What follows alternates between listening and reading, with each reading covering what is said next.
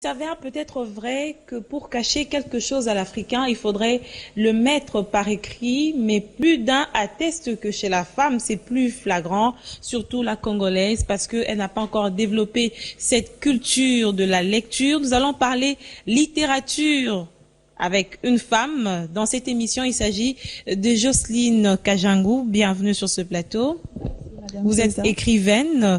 Chez vous, c'est encore peut-être exceptionnel quand on sait que la littérature n'est pas l'apanage chez les femmes congolaises, mais vous vous êtes au moins lancée dans ce secteur. Quelle a été votre vraie motivation, Jocelyne? Merci Feza pour la question et surtout pour l'invitation. Ma motivation est partie d'un fait flagrant et assez difficile à vivre pour moi, puisque je vivais à l'époque à Bukavu et je ne pouvais pas subir en silence tout ce que je voyais autour de moi. C'est de là qu'est partie cette motivation de vouloir coucher mes idées sur papier pour interpeller les décideurs, mais aussi mes compatriotes pour que la situation change. C'est vrai que les années ont passé. Aujourd'hui, je continue à écrire. Je ne vis plus à Bukavu, je vis maintenant à Kinshasa. Mais j'écris pour partager un rêve que j'ai, un souci, ça dépend. Donc, ce sont là mes motivations. Est-ce que c'était un incident de parcours ou force majeure? Une Bon, passion peut-être? je dirais le tout à la fois parce que c'était peut-être quelque chose que j'avais en moi, mais que je n'avais pas encore pu sortir en moi. Donc, il a fallu que certaines circonstances se présentent à moi pour que, voilà, je puisse me découvrir, au fait, ce talent-là d'écrivain, entre guillemets. C'est vrai que je trouve le mot, le titre un peu trop grand pour moi. Mais bon, donc, Vous êtes écrivaine. oui. Alors, j'allais dire, vous parliez d'une situation qui vous a poussé à écrire. C'était quoi exactement? On sait que dans l'est du pays, il y a la guerre, il y a la question des violences faites aux femmes. C'était quoi qui vous a poussé à coucher vos idées sur un papier? Voilà, c'est les viols que j'entendais autour de moi, autant de femmes qui ont été violées. Je me rappelle avoir suivi le témoignage d'une femme qui était traitée à l'hôpital de Panzi et ça m'a fait très très mal. Je me suis dit mais comment peut-on rester silencieux? Comment peut-on rester sans rien faire face à de telles choses qui se passent autour de soi? Comment peut-on rester silencieux quand la guerre est devenue quelque chose de normal dans notre vie de tous les jours? Et je me suis dit, bon, autant mieux interpeller, puisque c'est la seule arme que j'ai. Je peux coucher mes idées sur papier et voilà, dire que j'en ai assez, qu'il faut que les choses changent, qu'il faut qu'on construise un avenir meilleur pour les générations futures. Alors, on va peut-être au cours de cette émission revenir sur les témoignages de ces femmes des Pandi, parce que ces témoignages ont poussé certaines personnes aussi à écrire, notamment Colette Brackman, qui a écrit un livre sur le docteur Mukwege, qui est sur les réparateurs des femmes dans l'est du pays. Mais Jocelyne, revenons sur la littérature. Quels sont les bienfaits de la littérature? Parce que s'il n'y en avait pas, finalement, vous auriez déjà dû abandonner, changer de carrière. Mais l'on vous voit assez persévérante. Ça veut dire que la littérature vous apporte quelque chose de plus, n'est-ce pas? Oui, le plus, au fait, que la littérature m'apporte, c'est mon moyen, en fait, d'interagir avec ma communauté. Je partage ce qu'il y a au fond de moi. Je permets de le ressortir grâce à la littérature, grâce à mes textes, d'échanger, de rencontrer des personnes qui croient, qui partagent les mêmes valeurs que moi et de leur dire qu'est-ce qu'on peut faire au fait de ces valeurs que nous partageons. Où est-ce que ça peut nous emmener? Parce que écrire pour écrire, ce n'est pas ça ce que je vise. J'écris pour arriver à quelque chose, C'est pour quoi changer les choses. que Justement, vous par exemple, visez dans votre ce écriture, que je vis, l'objectif? c'est le changement des mœurs. C'est lorsque je parlais de la guerre, par exemple, je vous ai dit que je voulais interpeller les décideurs pour leur dire on en a assez, il faut que ça change. Ça peut être aussi un rêve que je partage. C'est comme hier, par exemple, j'ai eu un échange avec des élèves dans une école à Bandal, l'Institut Bokolo, et j'étais très contente de partager mes textes qui parlent de Kinshasa. En fait, ils parlent de Kinshasa, de notre vie, de tous les jours. Et j'étais contente de voir qu'ils se retrouvaient au fait dans tout ce que je disais. Donc c'est cet échange-là au fait qui me motive à continuer et à ne pas baisser les bras, quand bien même ce n'est pas facile. Ce n'est pas facile. C'est votre dernière œuvre, ce recueil qui parle de Kinshasa. Parlez-nous de Bon voilà, c'est un de ça. recueil. Oui, c'est un recueil qui comprend 6 textes, qui parlent de Kinshasa. C'est un recueil de nouvelles intitulé Débrouillarde. Débrouillarde, pourquoi? Parce que pour moi, c'est le mot qui décrit le mieux Kinshasa. Lorsque je sors tous les matins, lorsque je vois des gens, je vois des personnes qui vivent dans une certaine incertitude. Nous vivons dans une certaine incertitude. Même moi, comme écrivain, ça ne veut pas dire que c'est quelque chose d'assez régulier, de bien établi. On se débat chaque jour. Pour faire connaître nos textes, c'est toujours un problème. Pour se faire éditer, c'est toujours un problème. Lorsque je vois les mamans qui quittent très tôt le matin, à 4 heures du matin, pour aller chercher du pain et revenir à la maison pour vendre ces pains-là, elles ne savent pas qui va acheter, ce qu'elles pourront gagner. Lorsque je vois des papas qui sortent tous les matins, ils sont peut-être cordonniers, ils doivent marcher de longues distances. On vit vraiment dans la débrouillardise. Et voilà, pour moi, c'est le mot qui convenait le mieux à décrire cette grande ville qu'est Kinshasa. C'est vrai qu'en 6 textes... Une débrouillardise que vous déplorez, que vous décriez... Que je déplore. Que vous encouragez en même temps. Non, que je déplore, mais je loue quand même l'effort de toutes ces personnes-là. Puisque c'est grâce à ces femmes-là, c'est grâce à ces hommes-là qui se lèvent tous les matins, qui essaient de se battre chaque jour que Kinshasa continue à vivre. Justement, que la société continue à vivre. Lorsque j'entends des gens parler souvent et me dire, voilà, il faut que l'élite congolaise enfin agisse ou... Moi, je ne crois plus en l'élite. Je crois, oui, au fait, parce que c'est quand même grave. Oui, justement, parce que depuis des années, je ne crois pas que c'est l'élite elle-même qui pourra relever le défi. Parce que jusqu'à ce jour, je ne sais pas, mais je suis plutôt convaincue que c'est, permettez-moi de le dire comme ça, le petit peuple qui continue à faire vivre ce pays. Parce que l'élite, bon, elle est peut-être dans un certain circuit où peut-être tout va bien, ils ont quand même des salaires réguliers, mais la population congolaise... il faut travailler pour élever la classe moyenne. Justement, la classe moyenne, qui est une classe moyenne au Congo. Parce que c'est ce petit peuple-là qui, au quotidien, se bat, qui essaie de faire des choses. C'est quand même paradoxal. C'est ces mamans maraîchères qui se battent pour envoyer les enfants à l'université, pour envoyer les enfants à l'école.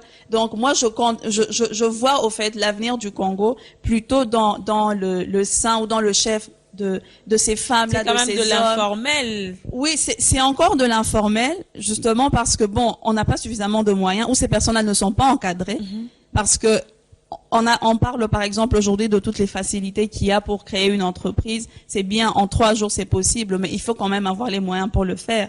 Donc, l'informel, jusque-là, remédie à des sérieux problèmes que le formel n'a pas encore réussi, au fait, à éradiquer. Mais en tant qu'écrivain, vous devrez avoir peur parce que quelqu'un qui se débrouille, est-ce qu'il a le temps de lire finalement?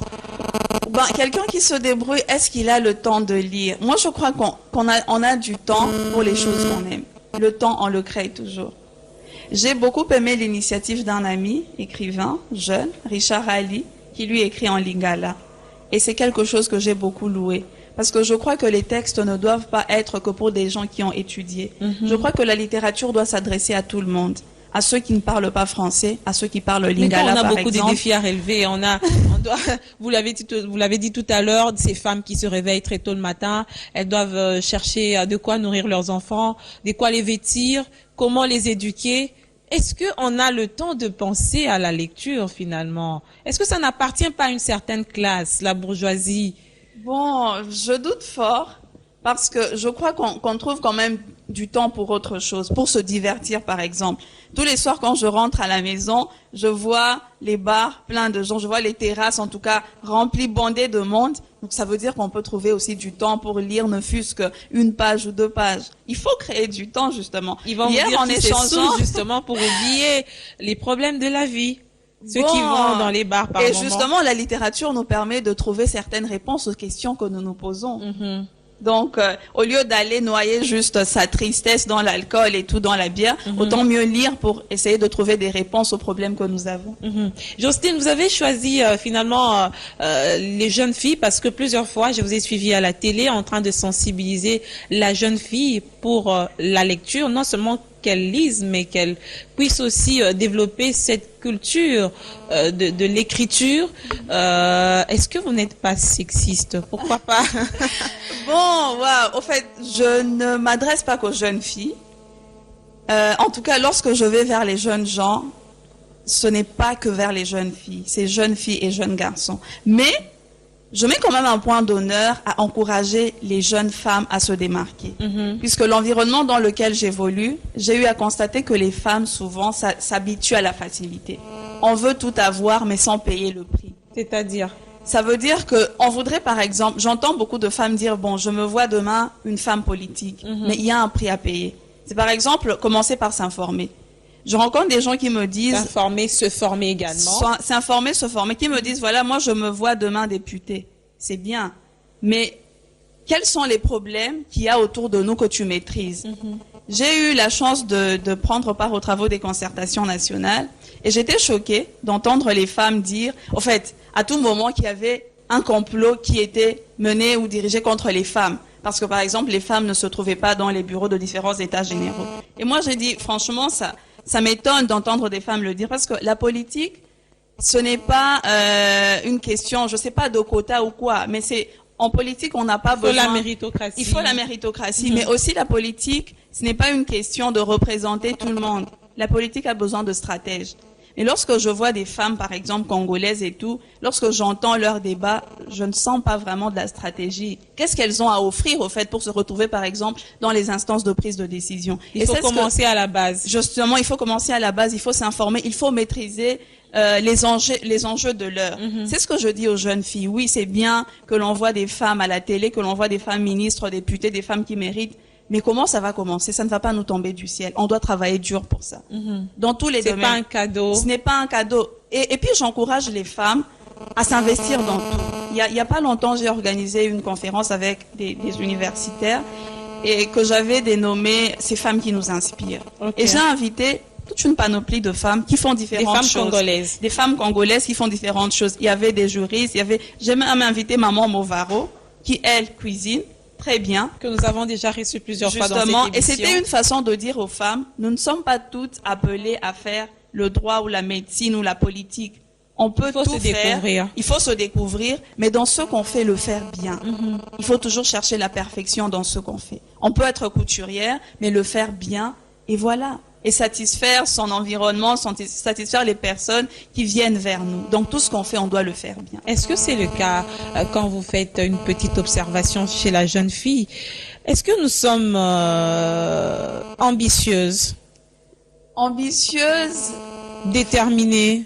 Déterminées. Je rencontre chaque jour des femmes déterminées, mais malheureusement, elles ne sont pas nombreuses. Elles ne sont pas nombreuses. Comme je vous le disais déjà, bon, je ne sais pas si c'est... On a l'impression que la culture de la facilité est très ancrée chez certaines jeunes filles. Oui. Faisons une petite observation dans les universités où on parle par exemple des points sexuellement transmissibles.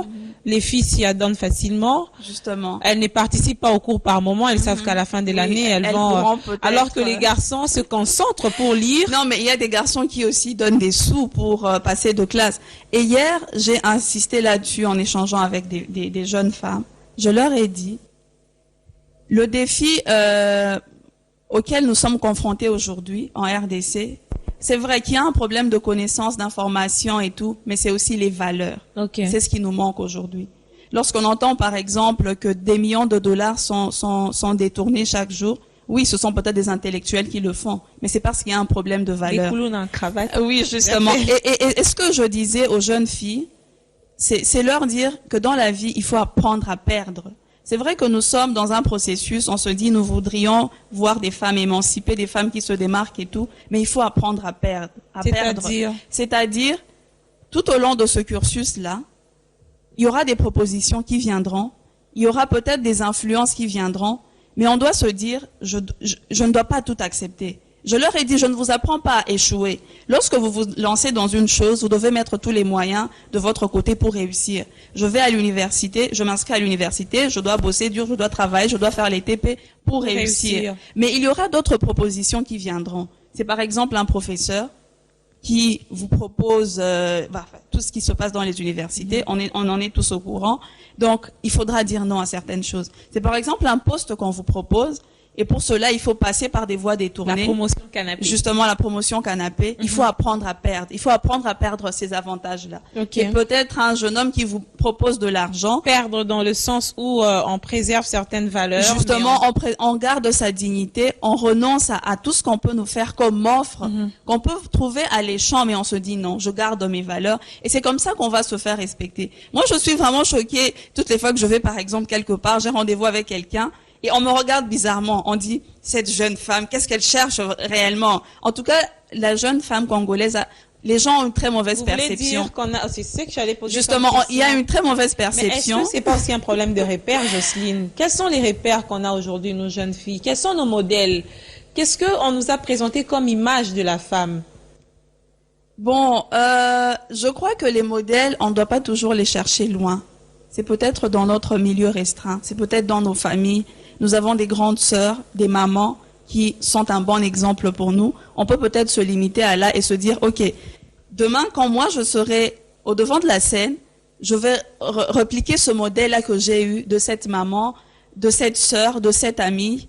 Et puis voilà, parce que bon, si on se dit, on doit faire du n'importe quoi parce qu'on n'a pas eu de modèle. Non, soyons peut-être ce premier modèle-là. Mais certaines personnes justifieraient aussi ce dérapage du côté des jeunes filles.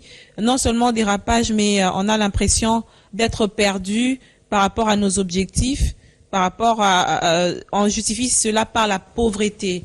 On dit qu'aujourd'hui, la société congolaise est très pauvre, que certains parents, par exemple, envoient leurs enfants à des actes qui ne sont pas dignes pour se nourrir. Justement. Et certaines filles, avec l'influence actuelle, doivent paraître si belles, doivent être à la mode, doivent être à la page par rapport aux nouvelles technologies, tous avoir un beau téléphone, avoir une voiture. Justifie cette question-là par ce phénomène-là par la pauvreté. Est-ce que c'est une raison finalement? Moi, je crois que c'est un prétexte, ce n'est pas une raison. Parce qu'il y a beaucoup de femmes qui vivent dans des situations d'inconfort, mais qui préfèrent garder leur dignité. Et à toutes ces femmes qui croient peut-être que la misère, pour s'en sortir, il faut nécessairement se méconduire ou, je ne sais pas, aller vers un homme marié ou soutirer de l'argent aux hommes ou quoi. Moi, je voudrais partager avec elles un témoignage de ma vie pour leur dire que on peut s'en sortir par la grâce de Dieu. Dieu fait grâce à celles-là qui comptent sur lui. Parce que vous croyez en Dieu, vous êtes chrétienne. Justement, en fait, on ne peut donner que ce qu'on a. Donc moi, l'expérience que j'ai, c'est d'avoir fait confiance à Dieu. Et je vois que dans tous les combats auxquels je fais face, il me secourt toujours. Quand j'ai besoin d'argent, il m'en donne. Et je voudrais dire à ces femmes-là qu'elles peuvent emboîter ce pas-là. Elles ne sont pas obligées de passer par la méconduite, par tout ce qu'on décrit aujourd'hui comme anti-valeurs pour avoir de l'argent. Je ne sais peut-être pas dans quelle situation exactement elles se trouvent, je ne sais pas dans quel environnement elles se trouvent, je ne sais pas ce qu'on leur propose comme solution, mais il est possible de s'en sortir en restant intègre. Il est possible de s'en sortir en restant intègre, vous l'avez dit Jocelyne. Mais vous êtes une fille de Bukavu, on va nous rendre dans cette partie du pays pour voir justement, se rendre compte des difficultés que les femmes violées rencontrent. C'est dur, c'est horrible. On va suivre cet élément.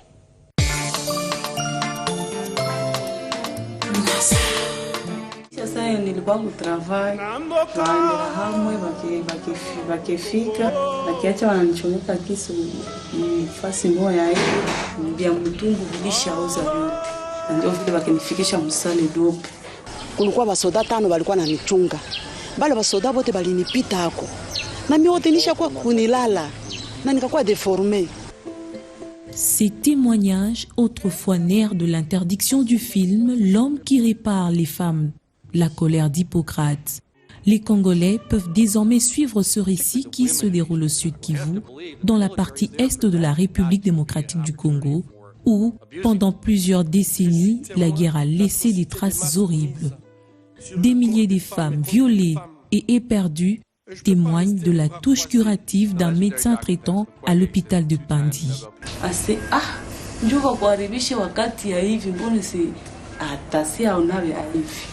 Ajitahidi akuse mikoyo akuse mavi, nikisikia ninajipenda na nikisikia ninampenda sana. Denis Mukwege, le réparateur des femmes, scrute de ses yeux des gynécologues les affres d'une pratique endémique et se dresse non seulement comme un porte-voix, mais comme un raccommodeur des victimes des violences sexuelles. Dans les zones de conflit, les batailles se passent sur le corps des femmes. Un film à suivre absolument qui révèle les faits inédits de ce médecin congolais et raconte son combat pour la survie des femmes au cœur d'une société décimée par l'angoisse. C'est une machine de guerre, puisqu'on est devant une machine de guerre qui brise les femmes. Nous, on met en place une machine de guerre qui est celle du témoignage et de la protestation. Nous, on témoigne de ce qu'on a vu, de ce qui se passe, et puis on demande à d'autres de prendre leurs responsabilités. Moi, je pense quand même qu'il va avoir une bonne audience. Est-ce qu'il va avoir des effets concrets sur l'action? Ça, je ne sais pas. Ce qui était le plus difficile, c'était de faire comprendre qu'on ne pouvait pas prendre tous les témoignages. Parce qu'évidemment, chacun venait pour dire « et moi, mon histoire », etc. Disait « oui, je sais bien, on peut vous enregistrer, mais on ne pourra pas tout garder parce que la matière est trop abondante ». Non, les gens avaient ce besoin, et c'est la force du Congo, c'est la force de ces femmes, c'est cette capacité aujourd'hui à dire « il faut que ça cesse, donc il faut parler ». Écrit sous un titre révélateur, Denis Mukwege, l'homme qui répare les femmes, la colère d'Hippocrate.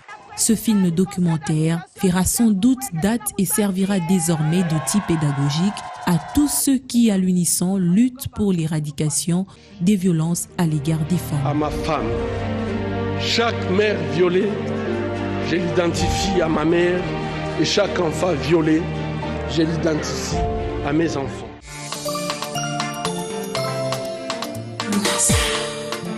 Jocelyne, c'est dur, c'est affreux, mais c'est quand même un phénomène auquel nos mamans font face, nos sœurs de l'Est font face au quotidien. Est-ce que vous restez optimiste sur le sort de ces femmes qui ont été victimes des violences sexuelles dans l'Est du pays? En fait, je reste optimiste, et d'ailleurs, un de mes textes leur est dédié, Faire le pas. Et j'ai quand même eu la chance d'être aux côtés de ces femmes pendant 1 mois. J'ai travaillé à l'hôpital de Panzi pendant 1 mois. Et c'était quoi que vous faites? Enfin, j'ai fait un stage à l'hôpital pendant 1 mois, et j'ai eu beaucoup de chance de voir ces femmes-là qui n'ont pas gardé foi en la vie.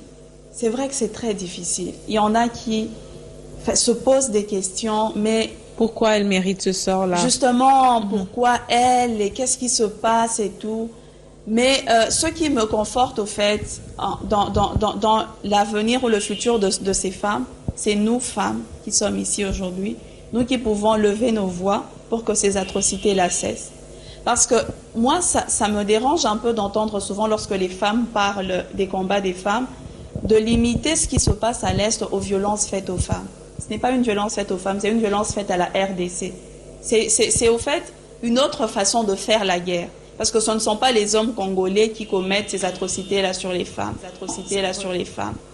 Rebelles qui continuent à s'aimer la terreur dans cette partie de la République qui font tout ça.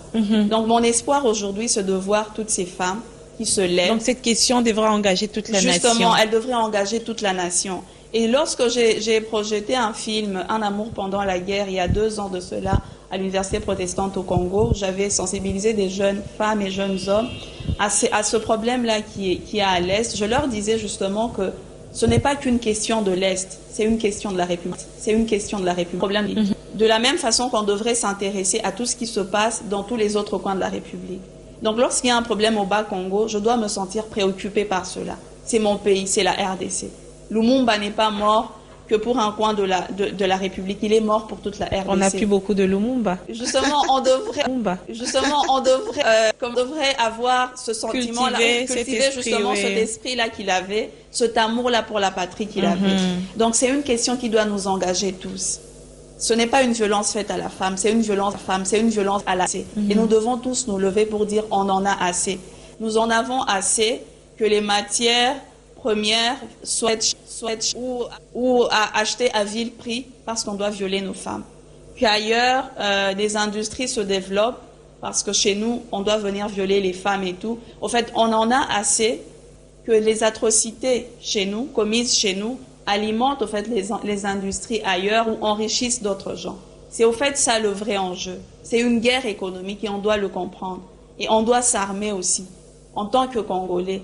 Qu'on soit de l'Est, de l'Ouest, du centre, ou je ne sais pas moi d'où, on doit tous s'armer, se sente se souder et se concerné par cette question. Justement.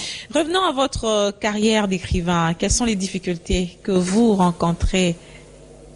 Bon, la difficulté, c'est peut-être l'édition, parce qu'il n'est pas facile de se faire éditer. Moi, j'ai dû attendre 3 ans pour être édité. C'était quoi les conditions? Bon, déjà, en arrivant à Kinshasa, parce que, comme vous avez dit, je venais de Bukavu, je me suis mise à chercher un éditeur sur place, et ils m'ont fait comprendre que la littérature, au sens pur et simple, ça ne passait pas. Ils étaient plus intéressés par les livres scolaires, parce que c'est ce que les gens achetaient. En fait, la difficulté, c'est peut-être le fait qu'on ne trouve pas des gens qui peuvent acheter nos livres. Mais je crois que le but pour nous, ce n'est pas... Vous me rejoignez dans ce que je disais, qu'on n'a pas cette culture de lecture. Le fait pour nous, ce n'est pas tellement de vendre des livres. Si nous avions la possibilité, si par exemple le fonds de promotion culturelle nous offrait cette possibilité-là... D'acheter des livres? Peut-être pas acheter, mais juste de divulguer notre message. Si c'est sous forme livre ou sous un autre format, ça nous arrangerait. Est-ce que vous avez entrepris une démarche dans ce sens? Oui, il y a eu une réunion au fond de promotion culturelle et tout, mais après, on vous raconte des histoires. Je me rappelle même avoir pris part à un concours de littérature. Et à la fin, mon texte a été sélectionné comme le premier. Donc, j'avais eu le premier prix sur le plan provincial et puis national. Et on a invité un monsieur du ministère de la Culture et Arts. Et à la fin, après avoir remis les prix et tout, parce que c'était en espèces qu'on nous avait remis les prix, et je vois un papier circuler et j'ouvre, il m'envoie un papier pour me dire, voilà, il faut, je crois, 10 ou 20% de ce que vous avez perçu. Ah oui, ça ne fait pas avancer. De la Culture et Arts. J'ai dit, mon Dieu, mais c'est pas possible. C'est au ministère de la Culture et Arts de soutenir les artistes, de nous appuyer, et pas un jeune écrivain qui vient de recevoir quelque chose qui doit retrocéder de l'argent. Je n'ai pas compris, je n'avais pas compris. Ça se résume en la pauvreté. Non, mais j'ai expliqué au monsieur que non, mais c'est à eux au fait d'appuyer les artistes. Donc si par exemple nous avions de bonnes politiques, parce que la culture c'est très important. Notre culture congolaise, on doit la sauvegarder, on doit la connaître, on doit écrire. On doit avoir cette possibilité. Encourager l'élite. Justement, oui. Avoir cette possibilité-là de répandre les idées que nous avons, d'échanger, de partager ces idées. On doit être encouragé pour cela. Mais comment vous contournez toutes ces difficultés? Parce que si vous croisez les bras, finalement, il y a beaucoup de défis à relever. C'est pas aujourd'hui. L'on reste optimiste. On va pas nous limiter à ce que l'on voit aujourd'hui comme difficulté pour dire que la RDC ne va pas changer. Oui, ça va changer. Mais entre-temps, qu'est-ce que vous faites en tant qu'écrivain pour contourner ces difficultés-là? Pour contourner ces difficultés-là, c'est par exemple les échanges que j'ai avec les élèves.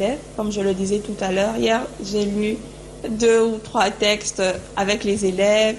Et voilà, c'est comme ça que nous le faisons. La semaine prochaine, nous serons encore dans 2 autres écoles de la place et nous partagerons. En fait, c'est ce que nous pouvons. Ou lorsque vous m'invitez. Est-ce que ça crée de l'émulation d'une manière directe sur le terrain? Parce que toutes les fois que je vais dans une école, que je lis mes textes, je rencontre beaucoup d'élèves qui me disent « j'écris aussi, mais je n'ai jamais eu le courage de montrer mes textes, j'ai jamais eu... » Et vraiment, ça crée de l'émulation, ça les encourage et je leur dis « ouais, mais c'est très bien ». Je leur donne mon adresse électronique pour qu'on garde contact, qu'on échange, qu'on partage sur les textes. Et puis bon, je suis depuis un certain temps critique, je corrige des textes. J'ai rencontré un éditeur qui m'a confié des textes donc, que je corrige et voilà, que je critique aussi. Donc ça m'aide aussi comment dire, à ne pas garder, au fait, je ne sais pas si je peux le dire, à ne pas garder ce talent pour moi-même. Donc je contribue aussi à ce que d'autres gens font en critiquant leurs textes, en apportant certaines corrections. Mais est-ce qu'il n'y a pas aussi des partenaires privés qui vous tendent la main, par exemple? Oui, il y en a. Le Centre Wallonie-Bruxelles, par exemple, l'Institut français. On a organisé la première fête du livre il y a 2 ans. Celle de l'année passée, je l'ai ratée. Cette année, il y aura une autre fête du livre. Je serai partie à Bukavu, malheureusement. Le Centre Wallonie-Bruxelles nous a invités à un festival, Étonnant Voyageur, qui s'est tenu il y a 2 ans à Brazzaville. Ben, je crois qu'il y a quand même des personnes, pas seulement au Congo, mais peut-être aussi à l'étranger, qui appuient d'une certaine façon la culture Mais c'est quand même dommage que cet appui-là, on ne le trouve pas chez nous. Des bons Si c'est souvenirs, seulement- vous en gardez par rapport à votre domaine? De bons souvenirs. Waouh. Il y en a beaucoup. Bah, c'est peut-être voilà la préface de mon recueil qui a été faite par le professeur Eli Kambokolo. C'est une journée. C'est une icône. Voilà, donc c'est quelque chose qui est resté en moi. C'est parmi en tout cas mes bons souvenirs. C'est aussi un de mes textes qui a été choisi par le professeur Yoka. Il a déclamé un de mes poèmes et j'étais toute heureuse en me disant mon Dieu, ce grand écrivain, ça en vaut la peine. Mais c'est aussi ces échanges que j'ai avec les élèves tout le temps, ces belles rencontres que j'ai eues, des écrivains que j'ai eu à rencontrer un peu partout. Des modèles en littérature, des femmes congolaises Des femmes, qui vous inspirent? J'aime bien la plume de Bestine Kazadi. Elle écrit très bien. J'aime bien Bibi Chmoumou. Finalement, elles sont à compter du bout de doigts, hein, les femmes qui écrivent en RDC ce que je sais, c'est officiellement, oui, que nous officiellement, reconnaissons, oui. qui sont C'est quand même vrai. sorties du lot. Il y en a pas beaucoup.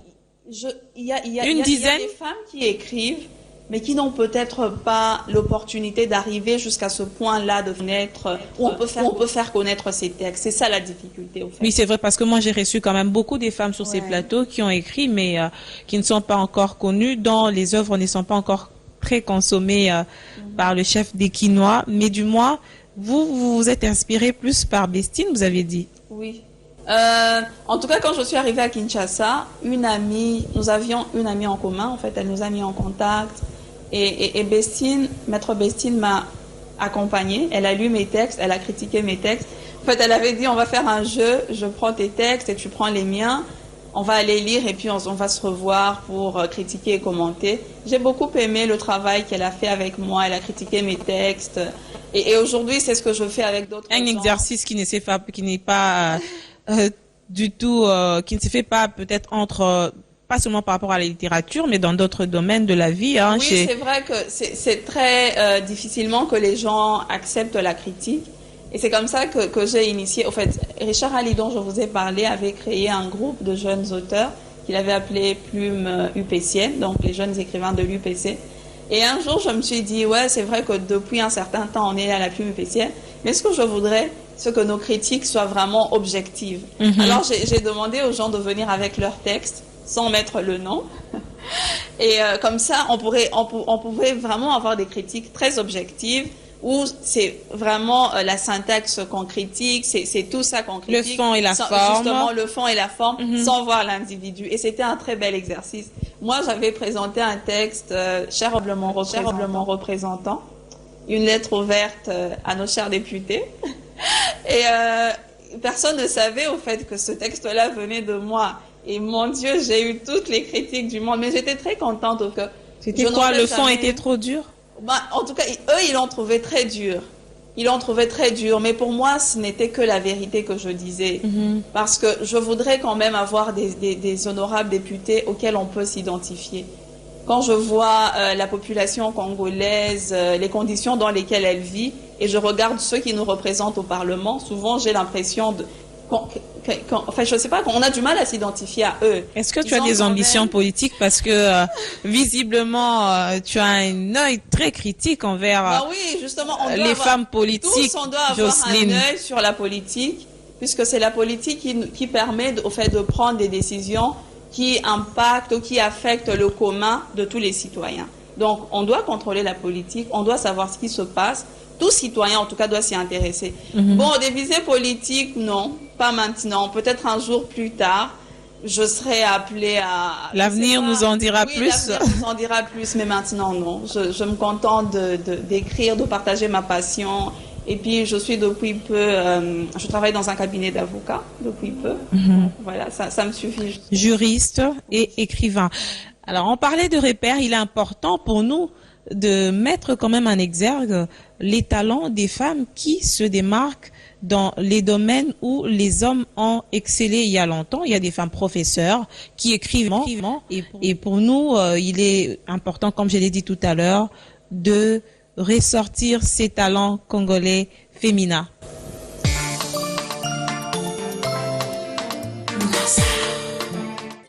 Faire la représentation de la parole et de la pensée par des signes graphiques conventionnels, c'est le métier d'écrivain qu'a choisi Marie-Louise Mumbu, dite Bibiche.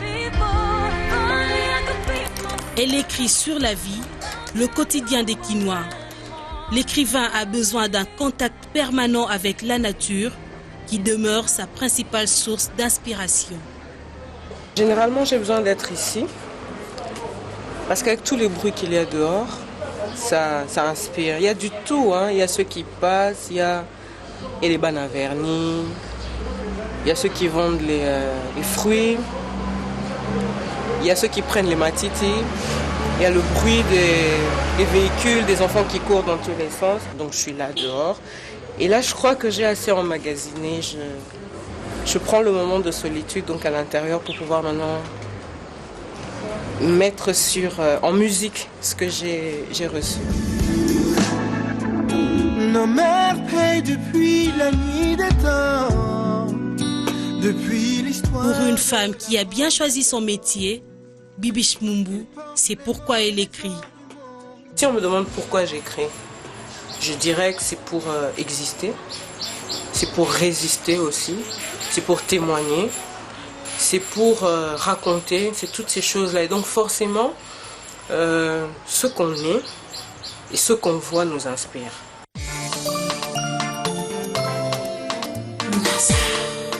C'est un extrait d'une émission qui passe à B1. C'est possible, c'est un portrait des femmes qui ont apporté d'une manière assez remarquable leur pierre à l'édifice du développement dans quel domaine que ce soit.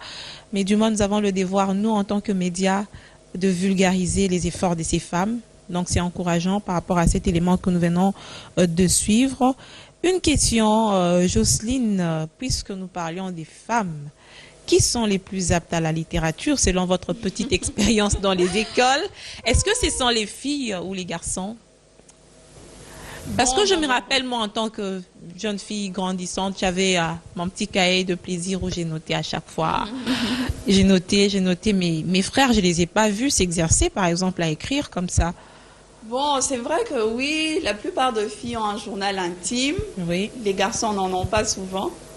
Mais pour ce qui est de la littérature, je ne sais pas pourquoi c'est les hommes qui s'investissent plus dedans. Peut-être une question de culture. D'encadrement aussi. D'encadrement. Hein. Peut-être parce que dans notre société, on encourage les hommes à aller on encourage très peu les femmes à aller au-devant de la scène. Une femme, lorsqu'elle devient une femme publique, entre guillemets, elle est mal vue. On se dit, cette femme-là, et c'est une expérience que j'ai en tout cas. Je devais travailler avec un professeur, il m'a fixé rendez-vous à son bureau, j'y vais. La personne qui me reçoit me regarde bizarrement. C'est une femme, bien sûr. Un monsieur. Okay. En fait, deux cas. Un monsieur, il me regarde bizarrement, il ne veut même pas me céder une place pour me mettre, il ne veut pas me donner une chaise. Alors, il me dit, vraiment, sur un certain temps, c'est pourquoi que je dis non, en fait, je travaille, c'est pour telle et telle chose et tout. Et puis, bon, finalement, il dit, ah, ok, si c'est pour ça, bon, d'accord, je vais vous installer. Je lui dis, non, monsieur, je ne prends plus la chaise. Je ne prends plus la chaise parce que vous m'avez mal accueilli. Je n'apprends plus. Il a tellement insisté, il s'est excusé. J'ai dit, non, monsieur, je suis une femme qui écrit. Et je ne suis pas venue m'amuser ici. Apparemment, la nature des femmes aussi fait défaut. Il n'y a pas que des avantages, hein, finalement. En tout cas, je dois avouer qu'il est quand même difficile. En tant que femme, je me rappelle par exemple, lorsqu'on devait récupérer les macarons pour les concertations nationales, nous étions encore au Palais du Peuple et tout. Je vois une dame, enfin nous étions entre jeunes et tout, donc à côté il y avait une dame et tout. Et puis la dame, je ne sais pas ce qui l'a poussée, mais elle m'appelle. Ça va? Je dis oui. Ah, elle me dit, vous faites quoi? Je lui explique et tout. Et puis elle me dit, ah mais vous savez, il faut faire attention, hein. Surtout vous les femmes au teint clair. Il faut faire attention dans ce milieu d'hommes politiques et tout. Je me dis, mais Seigneur, pourquoi?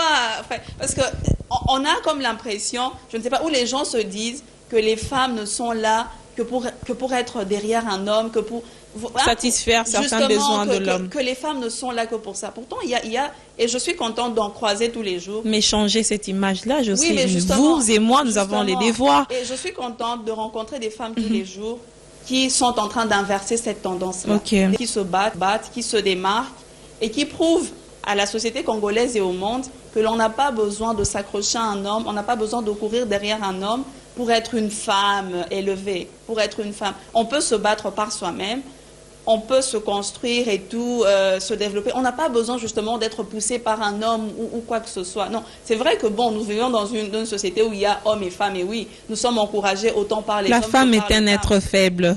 La femme est un être faible, ça dépend. Peut-être que l'homme est plus faible que la femme. Je ne sais pas, ça peut se comprendre et s'interpréter. Ça fera objet d'une polémique certainement, mais on n'a plus beaucoup de temps. Jocelyne, on va conclure. Je sais que vous avez un texte à nous proposer. C'est lequel? Kinshasa bien-aimé, qui est le tout dernier texte de mon recueil de nouvelles de Brouillarde. Kinshasa bien-aimé, ce soleil, cette chaleur, ce terre lourd, cette atmosphère, ces voitures, ces bouchons, ces chauffards, ces balayeurs, ces églises Nganda côte à côte, ces temples et chapelles face à face, ces personnes dans les rues, ces caniveaux, ces échangeurs, ces bistrots, ces maléwas, ces échoppes, ces coopératives, ces 10 bars sur cette avenue, ces banques, ces écoles, ces pharmacies, ces dispensaires, ces enseignes, ces panneaux publicitaires, ces tableaux, ces vendeurs de journaux, ces centres de santé, ces arrêts de bus, ces taxis, ces passagers, ces vendeurs en ces vendeurs d'eau, ces manucures, ces dépôts de ciment, ces quincailleries, ce cybercafé, cette agence immobilière, ces tables et ces parasols, ces casiers de bière qu'on s'empresse de mettre au frais, ces cuisses de poulet qu'on commence à épicer, ces boucs qui arrivent aussi et qu'on va bientôt zigouiller, ces épices qu'on pile pour mieux assaisonner, ces chikwang qu'on est allé acheter, ces makemba qu'on commence à griller, ces makayabou qu'on a dessalé la veille et qu'on va frire, ces liboké, ces mbika qu'on attend, ces brochettes qu'on commence à griller. Au fait, pour qui prépare-t-on? Qui attend-on? Les parasols sont mis, les tables et les chaises aussi. Ils commencent à venir. D'abord 2, puis un autre s'ajoute à eux. Ce sont des vieux amis qui se sont vus il y a longtemps. D'autres arrivent, préfèrent souffler un peu avant de commencer à boire. Puis les commandes sont faites. Un couple cette fois, ou pas encore, qui forme ou qui essaie de se réformer. Elle a commandé un jus, lui une bière. Il cause, il s'explique, il se justifie. Elle a l'air convaincue. Elle lui a pardonné ses sottises, sa rudesse, son infidélité. Encore, elle a tourné la page. Elle remplit son verre. Il demande une assiette pour elle. Ils vont couper en 2 ce liboké. Elle demande qu'on lui apporte des makemba. Lui déguste sa chikwang. Elle doit déjà partir. Ses parents ne tolèrent pas qu'elle rentre après 19h. Pourtant, à la voir, on penserait tout de suite à ces jolies demoiselles qu'une invitation à manger fait changer de destination. Comme les apparences trompent, ils s'empressent de payer, les voilà partis. On accourt vers ces autres clients qui viennent d'arriver. Une troupe. Ceux-là partis, on s'empresse d'installer d'autres. Un nouvel embauché, on dirait. Il dépense sans compter. Il commande, non des bouteilles, mais des casiers. Pour lui et sa suite. Et il offre même aux demoiselles assises juste à côté. Ce que les jaloux ne veulent pas admettre, on lui rappelle alors ce qu'il est. Ce que les jaloux ne veulent pas admettre. Il est grand prêtre. Il est patron. Il est boss. Il est mukubwa. Il est honorable, il est président. Le DJ aussi fait sa part. Dans son coin, micro bien ajusté, il crie haut et fort le nom du boss. Les billets savent convaincre. Les curieux cherchent à découvrir ce béni des dieux. On scrute son visage, et la nuit qui tombe, et l'heure qui est à ceux qui viennent, et ceux qui partent, et ceux qui boivent, et ceux qui mangent, et ceux qui encore. Vont-ils rester jusque demain? Ne vont-ils rien faire demain matin? On n'est pas samedi, on est mardi. Et ces jeunes qui s'en vont ailleurs danser.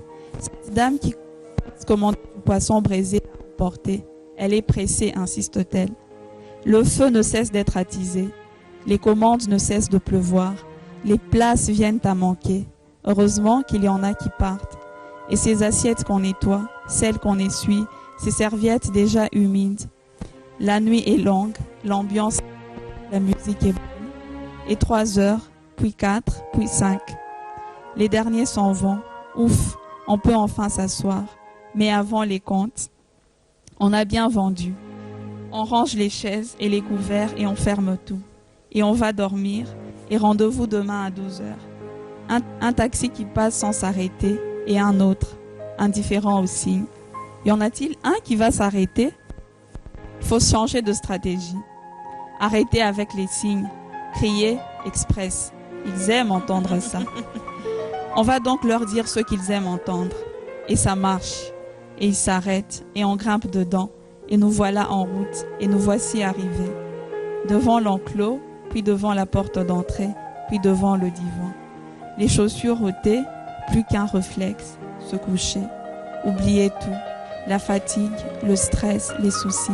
Se rappeler juste qu'à chaque jour suffit sa peine. À chaque jour suffit sa peine. Merci Jocelyne pour ce beau voyage sur les vécus quotidiens des Quinois. En tout cas, je me suis rêvé d'une manière ou d'une autre dans ce que vous avez pu relater sur cette vie de débrouillardisme des Quinois. Merci encore une fois d'avoir répondu à notre invitation et surtout bon courage par rapport à ce que vous faites. Merci à vous, Faiza. C'était un plaisir. Merci, chers téléspectateurs, de votre fidélité à cette émission. Nous pensons que nous avons suscité en vous l'amour de l'écriture, la passion de la lecture. Merci et à très bientôt sur BioAne Télévision. Merci.